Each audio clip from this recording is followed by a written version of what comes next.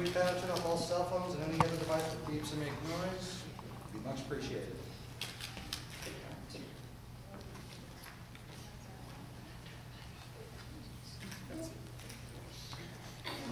Stay. Where's the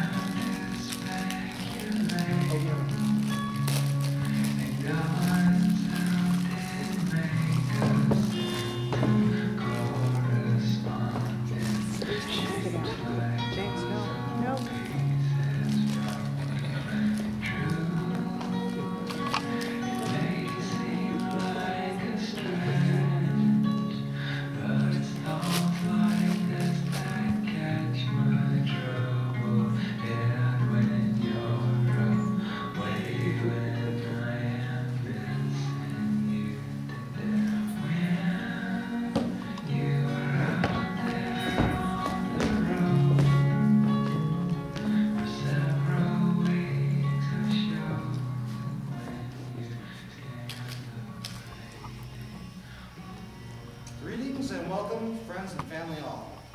We've gathered today to celebrate the marriage of Lofn and Scott. Marriage is the promise of hope between two people who love each other, who trust that love, who honor one another as individuals in that togetherness, and who wish to share the future together. Marriage is a commitment that two separate people make to share their desires, longings, dreams and memories, their joys and laughter, and to help each other through their uncertainties. It provides the encouragement to risk more and thus to gain more. In marriage, the husband and wife belong together, providing mutual support, stability, and comfort to share for the rest of their lives. Marriage is more than just a contract. Marriage is the promise to take that joy deep, deeper than happiness, deep into the discovery of who you most truly are. It is the promise of a spiritual journey to a life of becoming, in which joy can comprehend despair, running through the rivers of pain into joy again. Scott and Lofn wish to commit themselves through marriage today. Are Scott's parents present? Please stand.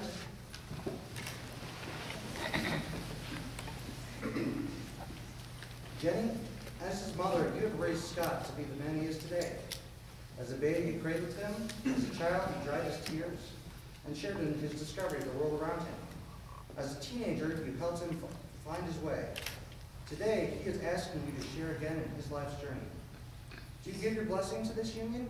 Yes, I do. Rich, as his stepfather, you entered into his life later and came into his family after his father passed on. Although no man can ever replace his father, he holds you close to his heart as a treasured member of his family and looks to you for approval and guidance. Do you give your blessing to this union? Yes, I do. Please be seated. Are Lofn's parents present? Please stand. John and Sandy, as her mother and father, you have raised Lofn to be the woman she is today. As a baby, you cradled her. As a child, you dried her tears and shared in her discovery of the world. As a teenager, you helped her find her way. Today, she is asking you to share in her, again in her life's journey. Do you give your blessing to this union? Yes, we Please be seated. Last time. I'd like to read now from Khalil Gibran's writing on love. It contains beautiful advice for the couple to take with them into their marriage. When love beckons to you, follow him. Though his ways are hard and steep, and when his wings enfold you, yield to him. Though the sword hidden among his pinions may wound you, and when he speaks to you, believe in him. Though his voice may shatter your dreams, as the north wind lays waste the garden. For even as love crowns you, so shall he crucify you. Even as he is for your growth, so he is for your pruning. Even as he ascends to your heights and caresses your tenderest branches that quiver in the sun, so shall he descend to your roots and shake them in their clinging to the earth. Like sheaves of corn he gathers you unto himself. He threshes you to make you naked. He sifts you to free you from your husks. He grinds you to whiteness. He kneads you until you are pliant, and then he assigns you to a sacred fire, that you may become sacred bread for God's sacred feast. All these things shall love do unto you, that you may know the secrets of your heart, and in that knowledge become a fragment of life's heart. But if in your fear you would seek only love's peace and love's pleasure, then it is better for you that you cover your nakedness and pass out of love's threshing floor into the seasonless world where you shall laugh, but not all of your laughter, and weep, but not all of your tears. Love gets not but itself, and takes not but from itself. Love possesses not, nor would it be possessed. For love is sufficient unto love. When you love, you should not say, God is in my heart, but rather, I am in the heart of God.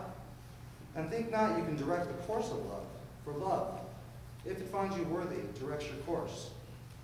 Love has no other desire but to fulfill itself.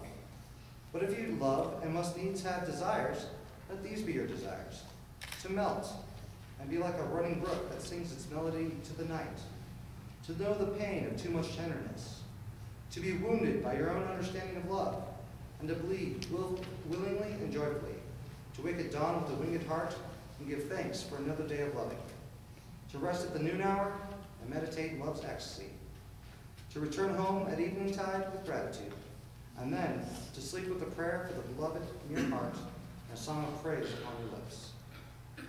Scott and Lofn have prepared their own wedding vows. Scott.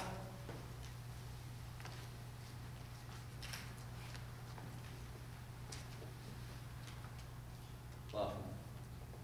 When we first met, I wondered whether we had a future together. Now we find ourselves here, in this place, surrounded by our loved ones. And I know that the time we've spent together so far is just the beginning. I love you, Lofn. I vow to always be there for you, to be patient, kind, understanding, and most of all, to love you as best as I am able. This I do now. Lofn.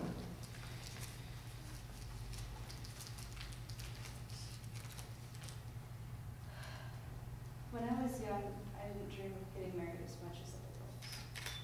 Instead, I dreamed of having a friend.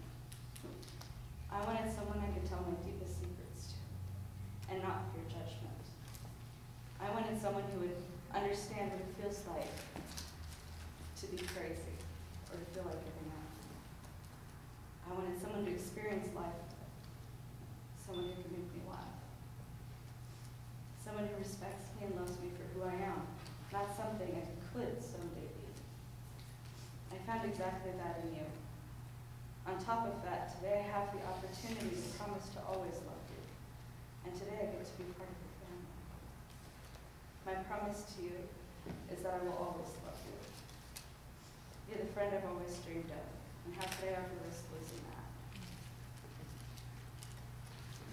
that? In addition to her vows, Lofn wishes to take part in an old tradition called the hammer rite, as a part of her religious beliefs. This ritual began in ancient Nordic times. A hammer has been crafted by the bride to be given to the groom to be placed in their home. The bride gives it as a symbol of her desire to build a home with Scott, and Scott receives it as a symbol of his willingness to defend that home. The hammer will now be prepared and blessed for the bride and her escorts.